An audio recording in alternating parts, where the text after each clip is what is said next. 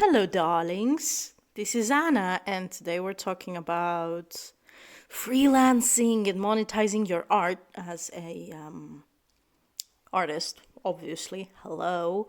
And this is sort of a part two. Well, part one was my first video, and today I want to talk about how to monetize your art potentially. Obviously, part will be active income and part will be passive income. Let's start. Well, basically, I'll talk to you about the general ideas I have, and then we'll go deeper, and I'll choose like a let's just say I'll make a separate video on active methods with maybe some websites, maybe some creative insight if you want, and a video for passive income for an artist. Leave me some comments on how you'd like me to talk, like if you'd like me to do separate videos on separate ways of monetizing your art, or if you'd like me to group them. Leave a comment down below, I'll check them out and we'll see what we do. So for now, I'll just give you a general list of ideas, what can be done as an artist, because I looked into a lot of stuff. And for example, one of my favorite probably ways of monetizing your art is prints, whether that's t-shirt prints or postcards or prints on other types of clothing, or maybe bags or shoppers or different accessories. And I think the prints I will definitely do a separate video on, because I have a lot of experience, let's say, working with websites like Redbubble in that category. Because when I'm talking prints, as a beginner artist, especially in freelance, obviously you're not going to get brand deals, okay? Or maybe you're not going to necessarily work with a shop, or you won't want to keep a huge stock of things. So a great way to start working with prints and to get an idea of how to create prints for different things is working with websites like Redbubble or Teesprings. So the next one is stickers. It's a good beginner, let's say beginner object for an Etsy shop as physical stickers, as well as digital stickers for messengers, for actually I did digital stickers for a social media manager. And there was a variety of possible uses for them in the end, like putting a sticker on your business card as part of the design, or putting a branded sticker on your Instagram posts as a signature, or once again as a part of the branding. So that's a huge area as well. So next ones go kind of together. It's portraits, book covers, and book illustration. Why they go together? Because usually they're a similar format. Okay? So portraits and book illustration are very similar in terms of sizing, in terms of colors, in terms of even styles. But those are just general ideas. Like you can transform portraits to something more. Like it can be digital, it can be physical, it can be framed or non-framed, it can be sold on a variety of services, right? Then we have coloring books, which I personally love creating digital coloring books because they have a multitude of uses. Plus, let's say I release a coloring book of 20 pages. And a follower of mine buys it, but only likes one specific page. He or she has the opportunity of printing it as many times as he or she wants and coloring that one specific page. Whether if they buy a physical coloring book, they only have that specific page once. and they have the rest of the pages to color. So it gives you flexibility, and I love releasing digital coloring books. Besides, almost everybody these days has a printer or a relatively cheap print shop next door these days. Like, I cannot imagine having difficulty printing line art, basically. Then we have some social media options like Instagram avatars. A lot of businesses in the Russian segment, a lot of beauty businesses love having a like a fashion sketch as their avatar in instead of basically having their logo, because it's more appealing, it's more beauty related. Okay, YouTube designs, basically that goes with header, avatar, thumbnails, which is a really good niche, but it has more to do, in my experience, it has more to do with design rather than illustration. So you won't necessarily find a lot of work for specific illustration, even though you can. It is a niche, and most likely it has quite a bit of work in it. It's just not as diverse and spread as illustrations or portraits or even stickers. Then we have Postcards, which is a community in its own. Okay, so when you're going for postcard design, you might as well look into people that send each other those postcards. Okay, so you're targeting a very specific niche, which is quite huge, I must say, and you can make a living out of that. Personally, I am not probably the biggest user of postcards. I will say it like it is.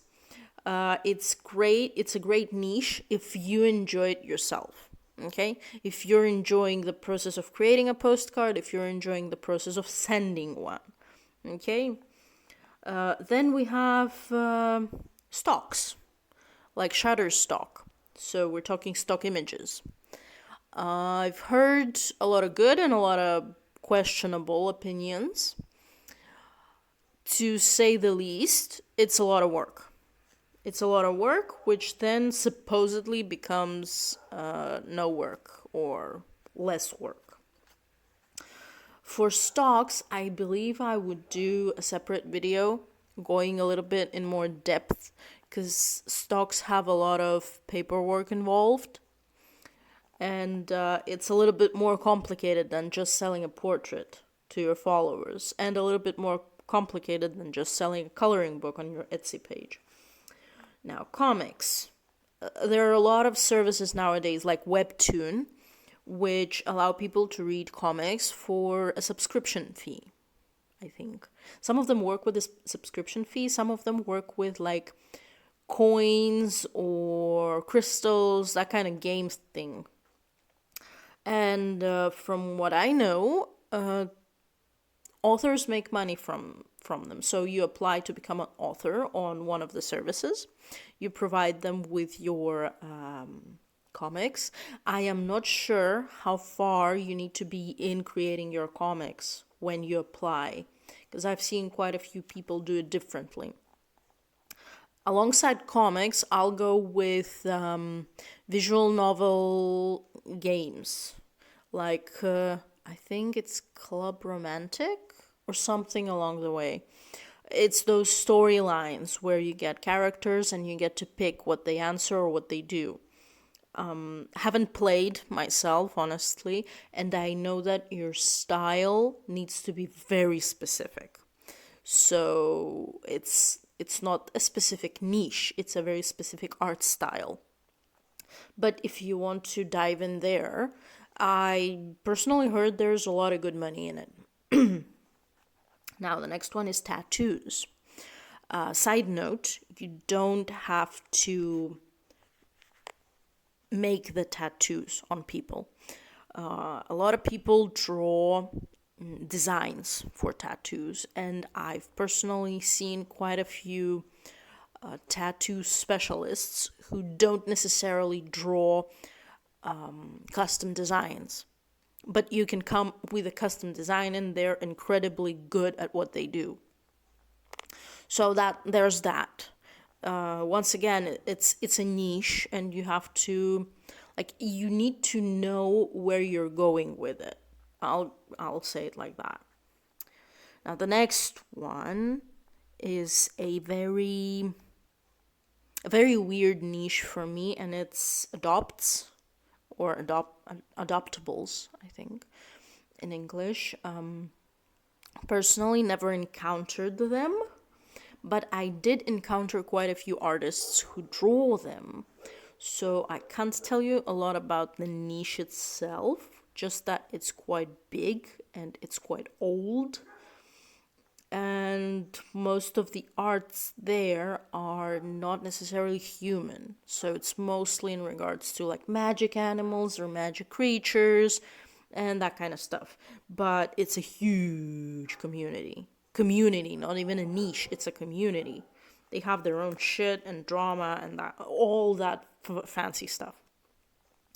The last ones I have for you are more of a classic art related work. It's game development, which once again is more about a specific art style rather than a niche. But with indie gaming, you have quite a widespread variety of styles available. So if you're suited for something, you just find the specific company or the specific startup or group or whatnot. Or you create your own games. Because right now it's not that hard. And from what I know, a lot of gameplay is like not free to download, but there are quite a bit of tutorials on how to create certain gameplays. And it's not that hard, from what I reckon. A more obvious one is creating your own courses, but that's a very tricky one.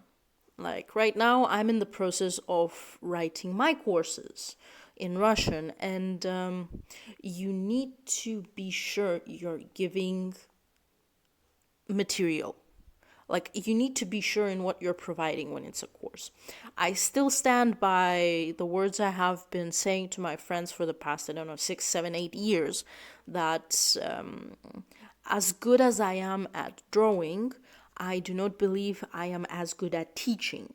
So my question right now to myself is whether I will create a course with feedback, AI with a chat with me, or whether I will create them automated, and how exactly I will give the information, because I haven't been educated to teach. And I do believe that teaching is in itself a form of art, because you work with people. Well, and the last, but definitely not least, is the bloomer of 2021, the NFTs, or non-fungible tokens. The digital art minted to a code, which proves that the said art piece is unique in itself. I think I'll do quite a bit of videos on NFTs because they have been a huge subject for the art community this year. Mainly due to them not being environmentally friendly. And I think I'll make a separate video on that for sure. Because you know what? It's like when I have like vegan friends who shout that they don't eat meat because they want to save the bunny. For me, it doesn't make that much sense, because the problem is not the specific person eating a bunny. The problem is that there exists a whole industry that basically raises them and feeds them and kills them for the specific cash. So the problem is the industry, not one individual. And as much as we try, unless we are the creators of the industry, we won't be able to collapse it. Same with NFTs. We are not the creators of the industry. Like, I can make a collection of art pieces, but I am not the buyer. the industry is created by supply and demand, basically. And I might be part of the supply, but as long as there is demand, there will be an industry, if you get what I mean. So just by me not supplying, the industry will not collapse. Just by me not eating chicken farms will not collapse. It's a much bigger question. The same with energy. For example, in Cyprus, where I live, we do not have a lot of solar energy panels or wind energy. Like, we don't have a lot of alternative energy sources. So our energy still comes from oil, basically. And having an electric car here makes zero sense if you say that you have an electric car for for the sake of the environment. No, bro, it still runs on the electricity produced by oil. No, you're not saving the environment. Like, the fumes are still going up there, okay? So for me, those kind of questions are solved on a much higher scale and not by an individual saying no to a hamburger, if you get it. But I'll definitely devote a separate video to that, to like give you a piece of my mind in a more better worded way. Let's say it that way. Well, I hope I gave you some interesting ideas. You can leave your own ideas in the comments.